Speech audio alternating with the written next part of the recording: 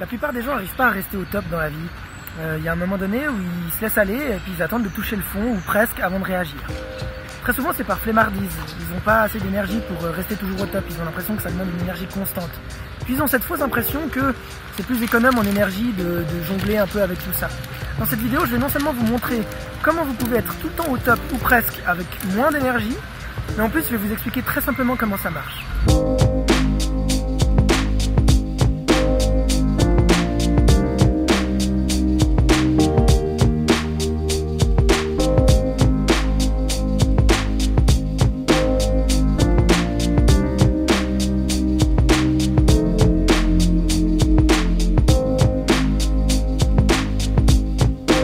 Alors tout d'abord, excusez-moi pour la stabilité et la qualité du son, je suis à Dijon et je filme avec mon téléphone portable.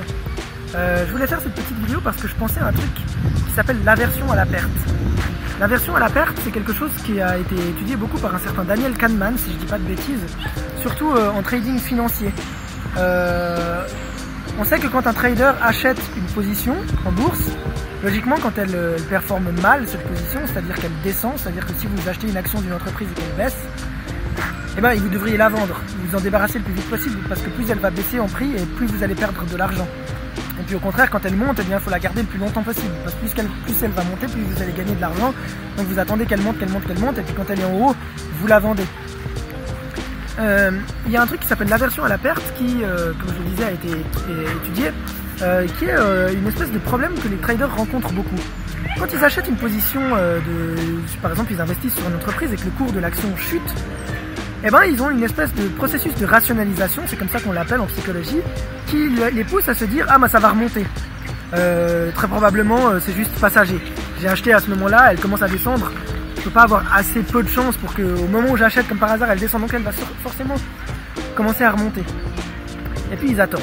Et puis l'action continue de descendre. Et puis ils disent « Ah là là, c'est pas possible. Bon, ça va forcément commencer à remonter. Ça peut pas faire que de descendre. Il y a un moment donné, elle va bien commencer à s'inverser. » Donc ils attendent. Et puis ils sont avec une position un peu poison, on va dire, qui leur fait perdre beaucoup d'argent.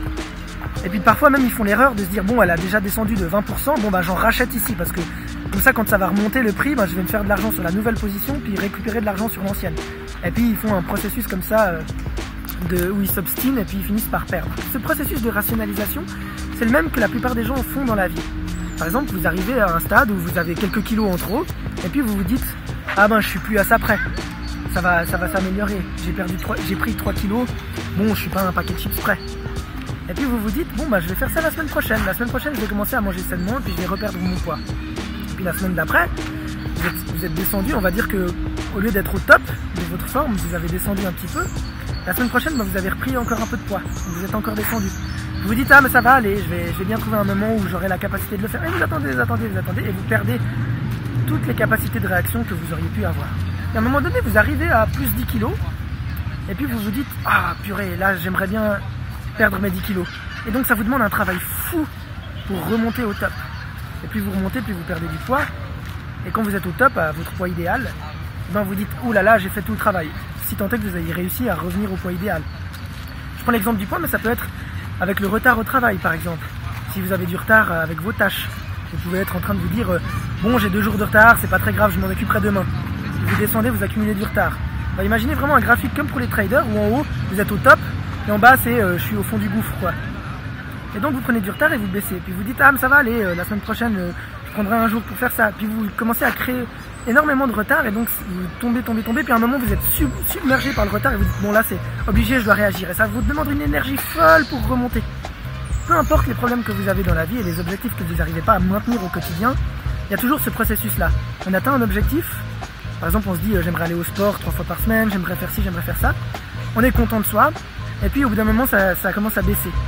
On commence à aller moins souvent au sport, on commence à prendre un peu de retard, on commence à manger un peu trop gras, trop sucré, on commence à faire X ou Y chose. Et en fait, le problème c'est que quand vous êtes tout le temps en train de faire ça, parce que de temps en temps vous êtes au top, de temps en temps vous êtes en bas, bah si on fait la moyenne des deux, puisque vous êtes toujours en haut ou en bas, bah vous êtes en gros à 50%. C'est-à-dire que dans votre vie, en règle générale, vous êtes ni au top, ni au fond du gouffre. Vous êtes la moitié du temps dans une tendance positive, l'autre moitié du temps dans une tendance négative, puis si on fait la moyenne, vous allez pas trop mal, mais vous n'êtes pas non plus à fond bien.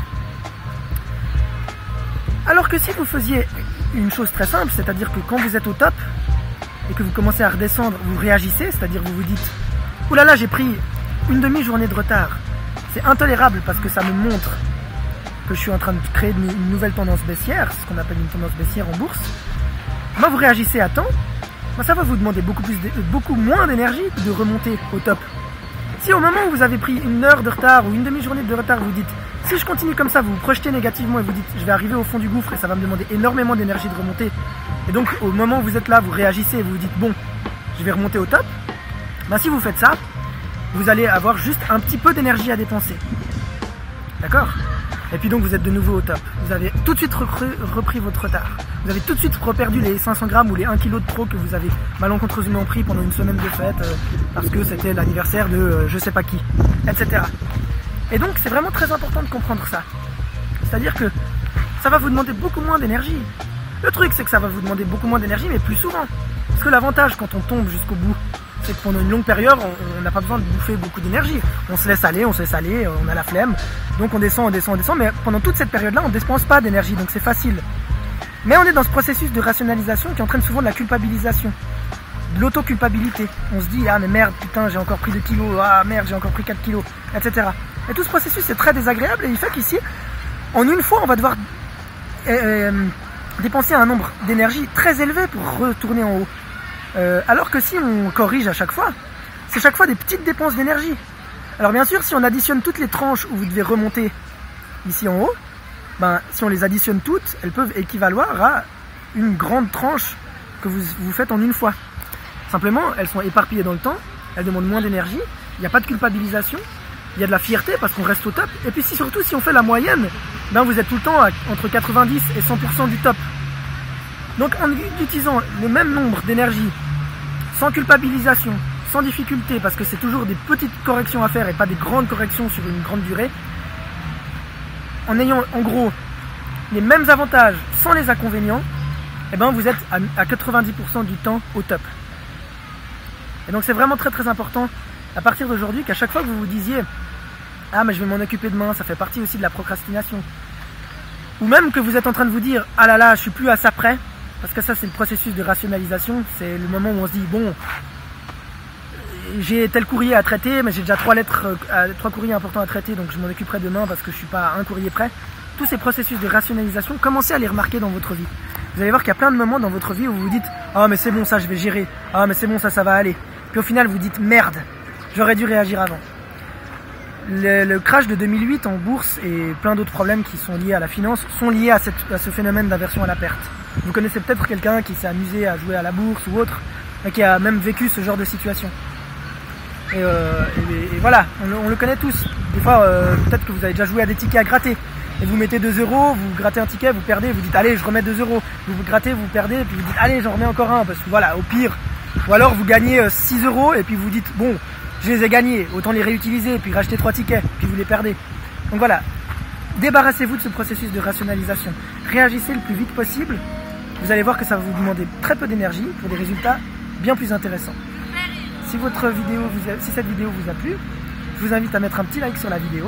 Et puis on se dit à la prochaine pour une astuce. Abonnez-vous et partagez.